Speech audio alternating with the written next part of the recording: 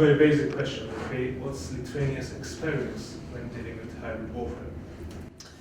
Indeed, the very term hybrid is a little bit puzzling, because if you ask general public and if you Google yourself, you will find hybrid car mentioned.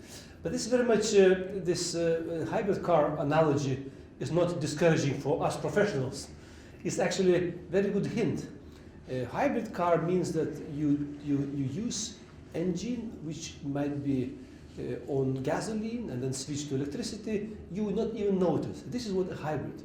The disinformation operations might be continued with a cyber attack, and cyber attack with a green man sort of type, or in combination. So the term is new, very much as a consequence of Russia's operation in Ukraine, but the tactic of meddling into internal affairs, to weaken, to use lies, it's always been with us. The only difference is that it's now country which Russia, it's doing this very much at the state level. So state level policy, be it in disinformation or in a state level policy. And then of course this globalization and technologies is make it even more easy. Lithuanian response. There are 3 tracks we follow, and that's what I will be speaking today in the conference about these 3 tracks. One is, of course, national homework. This is unavoidable. You cannot say, NATO us, please help us, or EU, please help us. No. You should start from your national homeworks. Coordination, threat assessment, the civil-military cooperation, basically resilience building of your society. This is the best medicine against, not the best, this is the medicine against free media, media literacy. I could expand the whole list of what Lithuania is doing. The other, even more sort of important layer, very much alongside the first I mentioned, we need to speak about the whole society approach. And this is exactly what Lithuania is spotted, that if societal members of society would not be resilient, so the government coordination is not enough. It's important, but not enough. Members of society, individuals, Lithuanians, we won against, we won against big Soviet Union machinery in the 90s when we were in this liberation process, not because of the guns. There was no guns in our countries, but because of Lithuania's societal resilience. Mm-hmm. So both of us, you are younger, me, I have better memories of this period. 1990, KGB, we are part of Soviet Union, Russian army, Soviet army on our territory, and so on. But still, because of Lithuanians, we are resilient. So this societal resilience is a key factor. Third element, which is also important, and again I will be talking about this, is NATO-EU. Mm-hmm. Again, there are things what you need to do yourself, but there are certain things where together is much better, more effective. Example which I usually present, when Lithuania or Georgia calls to Facebook and say, "Hi guys, there are so many anti-Lithuanian or anti-Georgian fake pages. Can you deal with this? This is sort of hostile content against our countries." So of course, Facebook, we have other rules and so on. But when the European Commission comes to Facebook and says, yes, there is a so-called code of conduct which was offered by European Commission last year to big social media giants, Facebook, Google, Mozilla, and others, Twitter, with very simple measures. Guys, you need to clean the wrong or fake context, and we will, as EU, will start to regulate you. So when this is announced from Brussels, it is heard more than again from Tbilisi or Vilnius. It is only example that we need EU, NATO also to come in this picture as a sort of actors in dealing. Why? Not least, we are EU members. You are future EU members, and of course, your security is of our concern.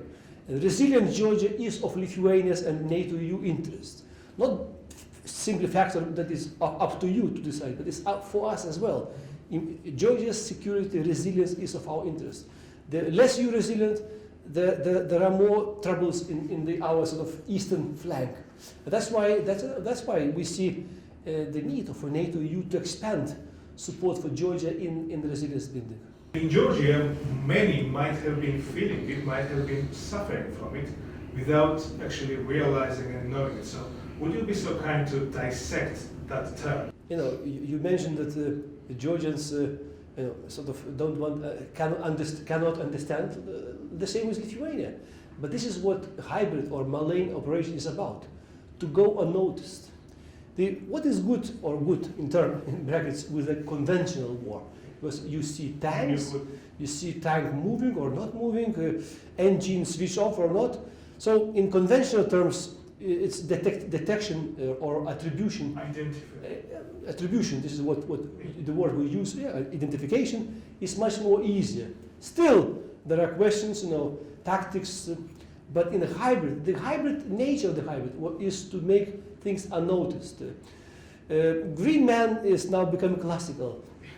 Again, Green Man for Lithuanians, Georgians, or of course Ukrainians was easy. We knew that this is not the guys coming from the space, from cosmos. This is the guys are simply Russian soldiers without insignia. But when you are in distant NATO EU country, Spain, Portugal, just to name examples, and your authorities say, what are these guys? Who are these guys? You say, we don't know. So meddling into political process, supporting political radical parties, gray zone economy, corruption, ethnical tensions, societal tensions, everything is of target of hybrid influence. History always traditionally been used.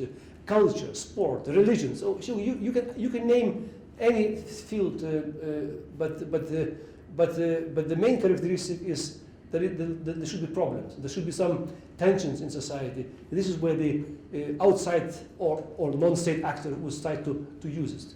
So this the spectrum is so wide that I cannot say where there is a limit. A particular facet, especially in Georgia, when it comes to for pro-Russian forces to proselytize and promote Russia as a friendly entity, as unbelievable as it might be considering the country is occupying our territories, is that they make an argument that it's a country of the same faith, that they make the emphasis on the church. What would be your advice, to combat that phenomenon, that narrative?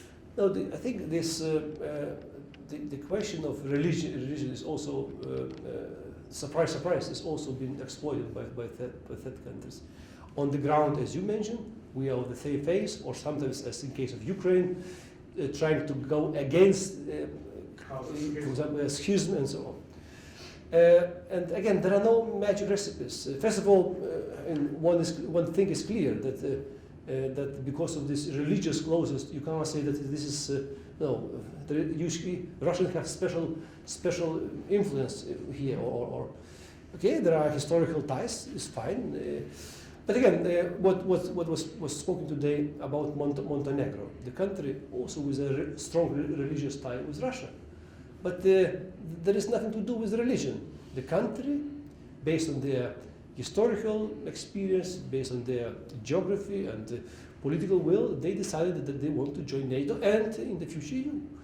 And this was the choice of the people, not of the religion, not of some political elite, but people of Montenegro decided that they want to join. And that's it. This is what democracy is about.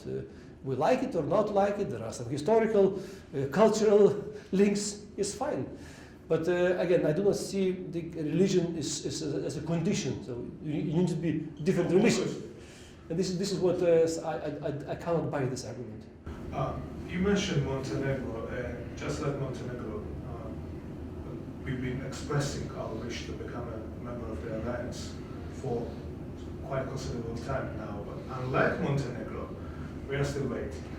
And do you think the more we have to wait for political democracy reform reasons, economic reasons, whatever reasons there might be, the more we have to wait, the more Russian influence will take hold, the bigger the Euroscepticism, Western skepticism grow in Georgia? First of all, I don't like this word wait. Wait entails that the Georgians are sitting and waiting. Indeed, this period have some sensitivities, not least that, as you mentioned, that the more this period from today until final Georgia's membership, the more is possibilities for outside forces to exploit. And this is what we see. Georgians, do you want still to join NATO? NATO don't want you. And message to NATO.